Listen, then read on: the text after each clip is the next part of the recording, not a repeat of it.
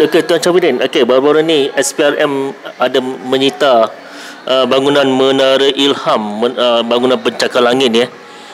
Yang katanya milik Tun Daim ya. So apa cerita sebenar kisah Menara Ilham ni? Okey. Saya mendapat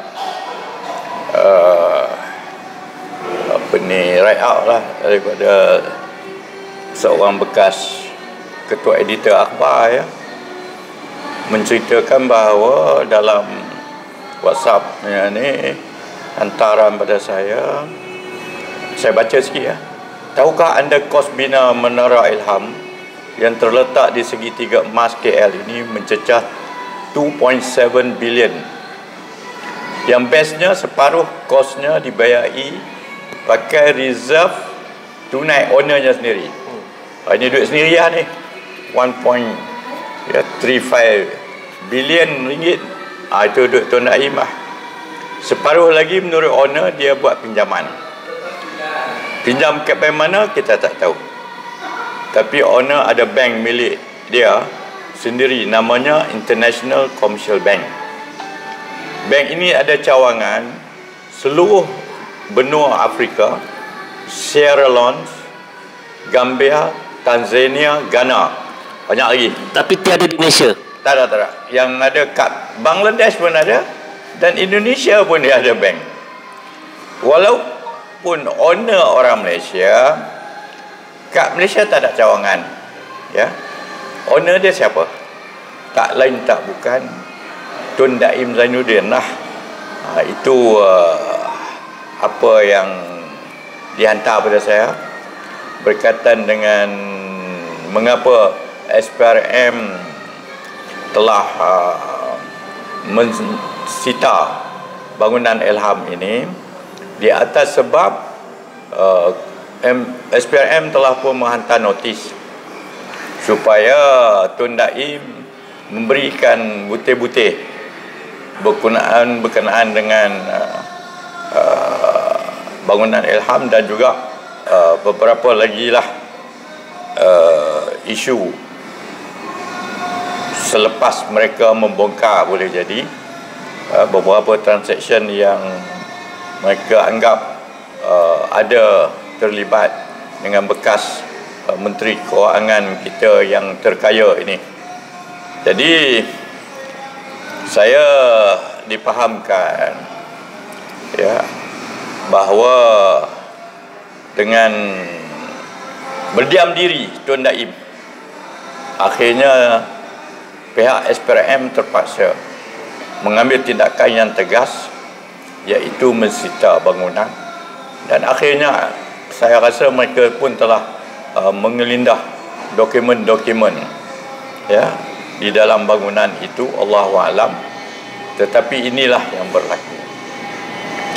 Tadi saya ingin membuat extension sikit dari soalan anda itu.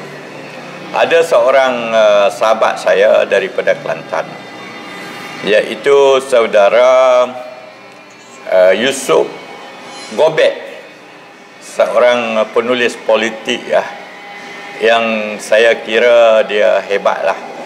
Dia menulis analisa bebas dia tentang politik Malaysia hari ini, dan beliau membaca bahawa apabila SPRM telah menggeledah pejabat Tun Daim dan bangunan Ilham ini, seolah-olah kedudukan Tun Daim dan juga sekutu dia lah, ini sekutu Tun Mahathir lah, mula diancam ya.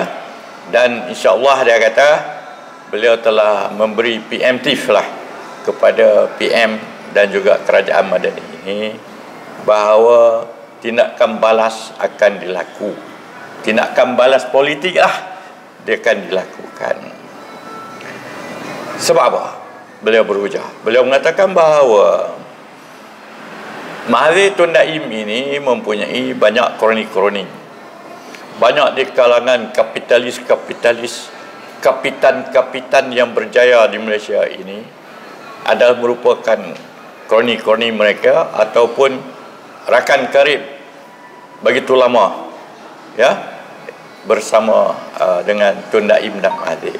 Maka mereka ini akan mencari jalan bertindak untuk melemahkan kerajaan yang ada ini, Datuk Seri Anwar yang dipimpin Datuk Seri Anwar. Ya, jadi jika inilah kapitalis proses ini yang ada bermasalah dengan Datuk Seri Anwar untuk menjayakan agenda masing-masing lah, boleh jadi mereka telah begitu lama kita tahu telah berniaga di bawah lindungan oleh Tun Mahathir dan Tun Daim dan sekutu-kutu mereka lah. Jadi ancaman pada Seri Anwar ni, beliau kata bertindak ke atas Mahathir dan Daim. Dan last sentence dia cakap, gendang perang telah dimulakan selepas Daim disentuh oleh Datuk Seri Anwar Ibrahim. Saya nak ulas ini juga ya. Dari segi politiknya, Saudara Yusof Gobek ya, saya mengenali Datuk Seri Anwar ini bukan secara peribadi, tetapi saya hidup ya dalam zaman beliau sendiri. Saya berkecimpung dalam politik UMNO sezaman dengan beliau. Ya, beliau memasuki UMNO juga, saya terpaksa balik ke Arau, Perlis, ya, untuk bergelombang dalam politik Arau sehingga saya menjadi jawatankuasa Pemuda UMNO bahagian, dan juga saya telah membawa balik ke Kuala Lumpur di Dewan Bahasa Pusaka untuk memangkah Datuk Seri Anwar sebagai salah seorang sebagai calon, ya, menyokong calon Pemuda UMNO Malaysia ketika itu dengan menewaskan Datuk Suhaimi Kamaruddin. Ya, saya masih ingat lagi ya, yang pangkah wakil Arau 3 orang aja pemuda. Datuk Seri Hulu Balang Perlis, Datuk Seri Syahidan Kasim pun calon juga macam saya. Termasuk saya Datuk Talib Ali, ketua pemuda ketika itu. Jadi maknanya saya tahu Datuk Seri Anwar, beliau telah begitu terang mengatakan beliau tidak akan mengamalkan penganiayaan semasa beliau menjadi Perdana Menteri 1 tahun. Kita lihat mengapa kes-kes terhadap pemimpin-pemimpin yang kita tahu mereka telah mengamalkan rasuah, tetapi mereka itu dah sekarang setahun tidak ada satu pun tindakan. Tetapi ini permulaan, ya.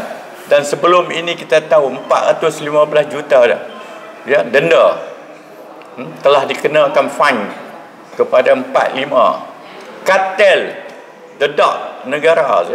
Dia orang berpakat sama mereka menaik turunkan harga ayam dan makanan binatang, dan akhirnya mereka kontrol market, mereka kontrol dedak, dapat kontrol harga chicken apa semua ni, sehingga kita bermasalah. Nasib baiklah baru ni kita tahu bahawa mereka ada petualang-petualang yang telah ada kuasa, ya, mereka lah yang menentukan. Akhirnya kerajaan Madani ini telah mengambil tindakan kepada 4-5 company ini dengan denda 415 juta. Kalau saya bawa mereka ke muka pengadilan, ya, kurang-kurangnya bagi life sentence lah, mengajar mereka berkurun lamanya, berapa lama dah duk mengambil kerah, ya, the sweat of the people, peluh rakyat, tak ada simpati langsung, okey. Dah nak kaya lagi kaya, lagi kaya, lagi kaya. Itu tahniah PM. Jadi berbalik kepada isu SPRM dengan Tun Daim. Saya rasa Datuk Seri Anwar tidak ada niat berdendam macam Siatuk, ya. Jadi aja pemerintah semasa 20 tahun ya, keep on cari musuh, menjatuhkan satu pemimpin.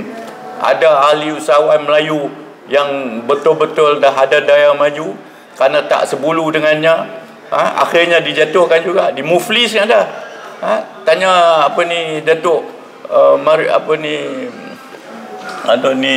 di jalan keliling ni, Marina esok bekas peguam tu, yang peguam tu, bangunan dia sepatutnya 30 tahun dulu, 20 tahun dulu dah ni, tetapi nasib baik Datuk Seri Anwar ada dan membantu sehinggakan bangunan tu telah siap. Jadi banyaklah ya apa yang berlaku, dendam terhadap pemimpin-pemimpin, termasuklah apa yang berlaku pada Datuk Seri Anwar selama 21-20 tahun. Cuba blok supaya Datuk Seri Anwar ni akhirnya jangan jadi Perdana Menteri. Begitu juga dijatuhkan Pak Lah, bermusuh dengan Datuk Zahid, dikenakan tuduhan-tuduhan Datuk Zahid. Datuk Najib masuk dalam, mengikut dalam penjara. Semua diaturkan, hakim diatur, ya, peguam negara dipilih,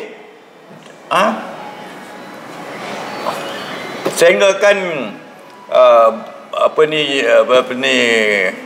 Latifah Koya menjadi ketua pengarah SPRM. Kita tahu bagaimana tuduhan telah dijalankan, half past six, half cook cases against all these people. Akhirnya apa jadi? Tetapi Datuk Seri Anwar Ibrahim tidak akan melakukan sewenang-wenangnya perkara macam ni. Maka masa 1 tahun itu baru nak sita, sorak demi sorak boleh jadi reminder, untuk secara sukarela, declare tax ke, beritahulah bagaimana harta-harta yang ada, tapi tak mahu. Begitu juga kita tahu Pandora Papers telah dibincangkan dalam Parlimen. Trilion duit negara, duit-duit yang telah disakau dalam negara kita berada di dunia luar sekarang ini. Yahudi meniagakan harta kita. Tapi Alhamdulillah saya rasa semua ini akan terbongkar. Dan orang yang boleh membuatkan supaya realitinya semacam saudara Yusof Gobek kata, ya, memberi preemptive lah, bahawa mereka nak menjatuhkan kerajaan Madani ini. Saya minta dia orang fikir 10 kali lah, ya. Sebab apa? Rakyat tak sebodoh lah, ya, tak sebodoh lah. Dan rakyat juga tidak akan menyokong sesiapa saja yang menyembelahi kepada sesiapa saja yang tidak mengikut lunas undang-undang. Mereka telah mensakau wang ringgit negara. Ada bukti macam mana boleh buat bangunan 2.7 bilion. Ada bank berpuluh-puluh di seluruh dunia. Banyak lagi harta, sana bangunan dia, sini bangunan dia. Daripada Perlis sampai Johor, sampai Sabah, Sarawak, semua hak milik mereka. Jadi inilah kita mesti sokong Datuk Seri Anwar. So saudara, sebelum saya mengundur diri lah, tadi saya buat posting, ya, Facebook posting berkenaan dengan isu inilah.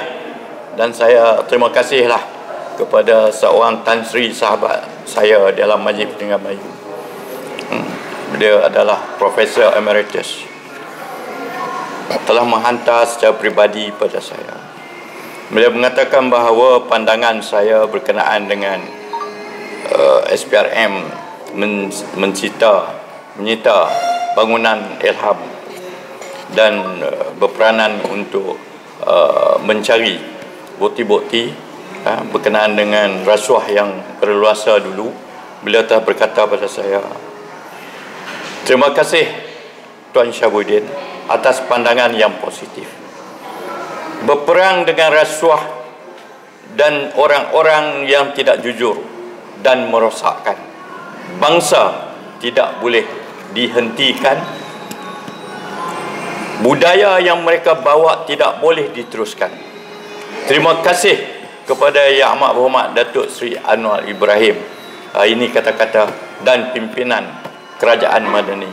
Ini adalah kata-kata daripada sahabat saya, Tan Sri Profesor Emeritus Profesor, ya, pada saya. Beliau telah mengata itulah dia seorang tokoh, ya, education tokoh, kawan baik saya. telah memberi saya, dan saya begitu inilah. Marilah kita semua rakyat Malaysia mendoakan supaya Datuk Seri Anwar dan Kerajaan Madani ini, termasuk Datuk Seri Ahmad Zahid Hamidi, supaya terus merajui negara dan keadaan aman damai. Dan Alhamdulillah, saya rasa pada tahun 2024 akan menjelma. Pada hari ini adalah hari Natal ya. Merry Christmas lah ya kepada semua peminat-peminat saya, dan banyak juga saya jumpa di kalangan orang-orang Kristian telah mengenali saya melalui TikTok ini. Sekian. Assalamualaikum warahmatullahi taala wabarakatuh.